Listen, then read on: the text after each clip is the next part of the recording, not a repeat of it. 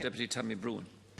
Thanks, Lascan. I'm grateful for the opportunity this evening to contribute briefly to this discussion and to reiterate my stance from last January that the sale of the 25.1% Irish Government stake in Aer Lingus is clearly not in Ireland's national interest. The sale poses an immediate threat to air connectivity from Dublin, Cork, Shannon and Knock, despite reassurances that vital slots at Heathrow will remain in place for 7 years. It also threatens the future of 3,900 Aer Lingus workers, especially the 2,100 back office and ground staff, and it abandons the 15,000 IASS pensioners who gave lifetimes of work last can to our national airline and state airports. The £1.3 billion IAG bid will signal the end of Ireland's historic independent national aviation company, dating, of course, from the Sean Lemass era when he was a great Minister for Industry and Commerce in the 1930s. Indeed, we knew this day was coming when this Conservative Fine Gael Labour government agreed with the Troika back in 2012 to sell £3 billion of state assets, with two-thirds of that going towards paying down the unfair debts that were imposed on this country. Since then, the Labour Party and Fine Gael have shamefully flogged off our family silver, including Bord Gáis Energy, for 20 years the National Lottery, and now Aer Lingus. Bord Gáis was also sold, of course, for a song to a British legacy company, Centrica, the old British gas. And attempts to sell Culture, of course, were narrowly averted by the outrage of our constituents across this country. Of course, it's laughable listening to the hypocrisy and brazen, brass-necked Fianna Fáil party pretending to mourn the demise of our national airline. Fianna Fáil sold 75% of our iconic national airline brand back in 2006 and ensured that the company would be privatised. They then pretended to be fools when Michael O'Leary came along and immediately moved to take over the airline. Fianna Fáil and Fine Gael, of course, have acted hand in hand in this matter. The first question, of course, that occurs to anybody at this stage is, why is the sale going ahead at all? Why is it going ahead now?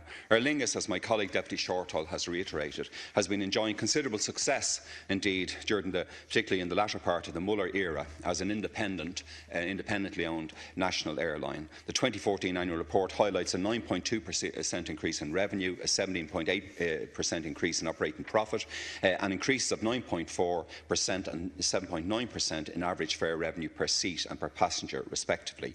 The number of passengers also increased, as my colleague said, up to almost 10 million, and revenue passenger kilometres also increased 8.7 in just 1 year. And indeed, the first quarter report for the first 3 months of 2015, quarter one, the interim management statement, continue these very positive numbers on the performance of the Aer Lingus management and workforce.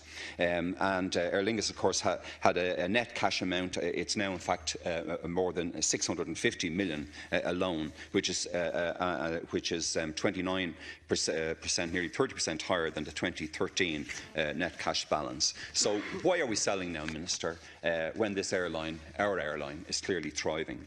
The key to the recent success, of course, of Aer Lingus has been their short-haul business model and its niche positioning in the middle of the market. Aer Lingus holds approximately 41% of market share of the Irish short-haul market, and an integral reason for this is the connectivity and the importance of the strategic slots in Heathrow.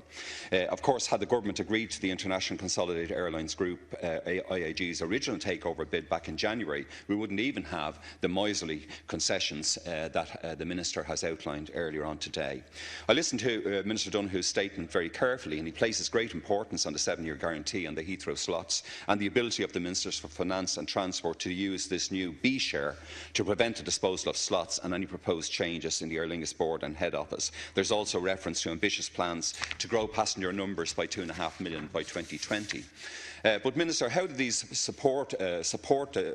reported guarantees tie in with the cost-saving initiatives being planned by Aer Lingus? Does he know, for example, what areas of business or the workforce will be hit?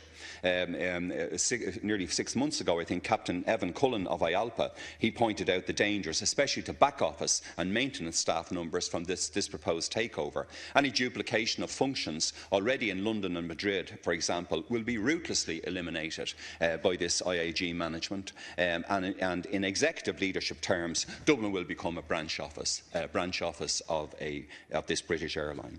And what guarantees are there for quieter routes in Cork, Shannon or Knock, particularly during the months with lower numbers of tourists visiting?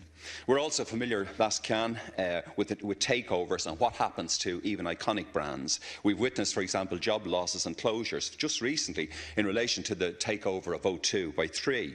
And in Dublin Bay North, we've been wrestling with the consequences of the takeover of Cadbury by Kraft, by Heinz, by 3G Mondelez, with devastating consequences possibly for our Coolock workforce.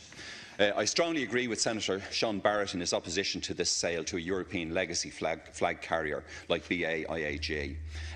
Of course, British Airways, it was the largest airline in Britain from 1974 until 2008 and is a founding member of the One World Airline Alliance. But it has a checkered history with acquisitions, profitability and industrial relations disputes throughout those years.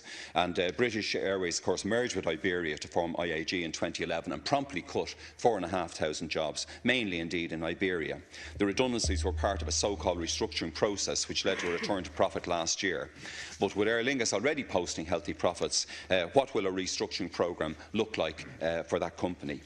British Airways' main hub, of course, is London Heathrow, where they currently own 40% of available slots ahead of Aer Lingus and Lufthansa.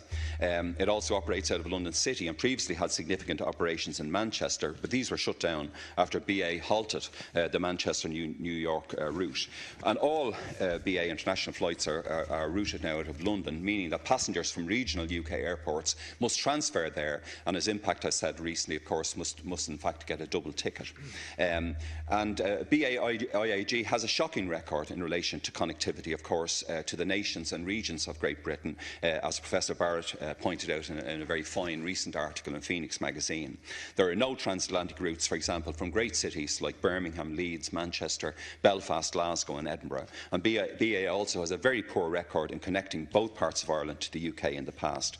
Stephen Kavanagh, the new Chief Executive of Aer Lingus, has reportedly confirmed by way of letter the company's commitment to working within registered employment agreements and would include staff groups, he says, who are not covered. However, the Minister has said that when restructuring is required, he doesn't think there will be compulsory redundancy. So the Minister himself is clearly accepting that there will be significant job losses on foot at this takeover. IALPA indeed has consistently pointed out that in the long term for IAG, the best use of their slots in London Heathrow of a possible Aer Lingus slots will be to service the London US market rather than Dublin London.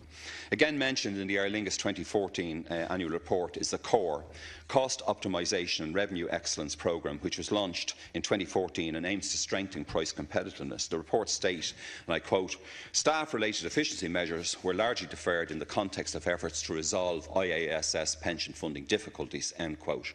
The report also states that in 2015 Aer Lingus will seek annual cost reductions totalling 40 million under CORE, an increase of 10 million compared to the original target announced in early 2014. So as the Minister requested any information on how these cost-saving measures will be implemented. By selling our stake in Aer Lingus, Minister, you are selling any input that this government has into protecting those jobs. According to Minister Donoghue's statement, Government intends to use the proceeds of the sale for a new connectivity fund within the Ireland Strategic Investment Fund.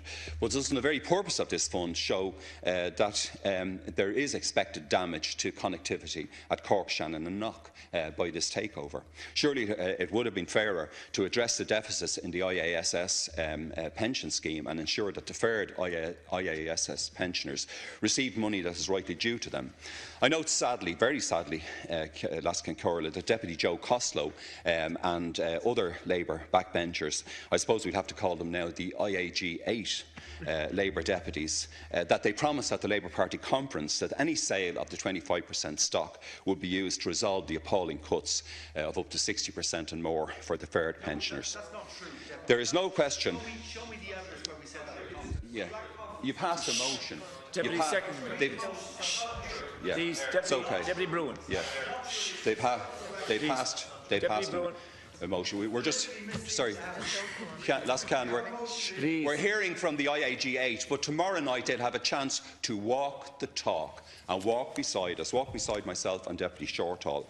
There is no question that any guarantees by IAG Chief Executive Willie Walsh to the Irish Government may be worthless as the years roll on after an IAG takeover. For one thing, we won't always have a Merino man, Laskin Corla, Mr Walsh, in charge perhaps of BA Iberia of this aviation combine, and the ongoing threat posed to IAG, Air France, KLM, Lufthansa and other traditional aviation operators, low-cost operators like Ryanair and EasyJet, also suggests that Aer Lingus will be swallowed up and disappear when it enters IAG, and it's hard to see how calls by unions like SIPTU to protect jobs at Aer Lingus will be implemented by an organisation which ruthlessly cut 4,500 jobs when it took over Iberia. Thank you. 2,500 of them. So, in particular, as I said, tomorrow evening it'll be time, as I said, for people to make the decision on this very, very carefully, as Deputy Shortall has asked. And I'd ask those IAG 8 to walk the talk. They'll always be very welcome to walk beside us, and